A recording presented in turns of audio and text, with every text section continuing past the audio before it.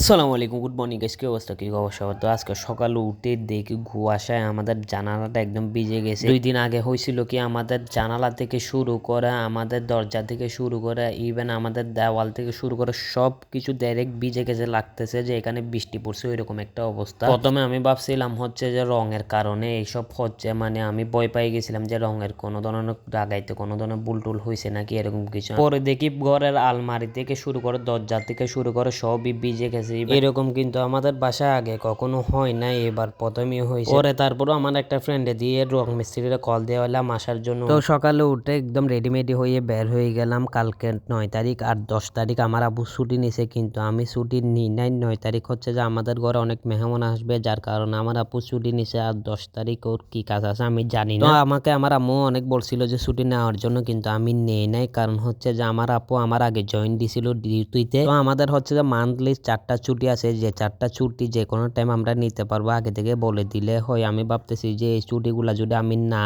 নিই, আমার আপুর সাথে আমি একসাথে জয়েন করব কিচেনে একসাথে জয়েন করারও কারণ আছে। হয়তো একসাথে জয়েন করলে আমাদের একটা কিচেন একসাথে দিতে পারে। একসাথে কিচেনে না দিলেও আমরা বলতে পারবো যে আমরা একসাথে যেহেতু আসি, আমাদেরকে সেম টাইমে ডিউটি দেওয়ার জন্য। আর আমি যদি এক্সচেঞ্জে থাকি আর আমার আপু কিচেনে চলে যায়, তাইলে এরকম করা খুব বেশি টাফ হয়ে যাবে, তখন আসা যাওয়াতে অনেক বেশি মুশকিল হয়ে যাবে। তাই আমি কষ্ট করে হলেও একটানা ডিউটি করতেছে। আজকে 10-15 দিন হয়ে যাচ্ছে একটানা ডিউটি করতেছি, ছুটি নিয়ে নেয়। সকাল 6টা বাজে ডেইলি যাইতে যাইতে একটা বিরক্ত চলে আসছে শরীরের মধ্যে, আর শরীরও দিচ্ছে না। তাছাড়া আমার যে অপারেশনটা হয়েছিল ওই সিলাইটাও কেমন জানি বাঁকা হয়ে গেছে, বাঁকা না শক্ত হয়ে উপরে উঠে গেছে। অবশ্যই এটা আহামরি কিছু না, এটা তেমন একটা ব্যথা করে না, এটা হচ্ছে সময়ের সাথে সাথে হয়তো আবার মিলে যাবে গা। প্রথমে এখানে গিয়ে চাটা খেয়ে কাজে ঢুকে পড়লাম। প্রথমে ফ্লোরে গেলাম, ফ্লোরে কিছুক্ষণ ছিলাম। এরপর আমাকে আবার বলছে যে কালকের মতো মিজান প্লাসে থাকার জন্য, কারণ মিজান প্লাসে মানুষ দরকার। তো আমি মিজান প্লাসে গেলাম, টুকটাক করে ওয়াশিং থেকে আর কাটলারিস তারপর গ্লাস এগুলো আনতেছিলাম, টুকটাক করে এগুলো ক্লিন করতেছিলাম। এইভাবে করতে করতে বুফের টাইম শেষ হয়ে গেল।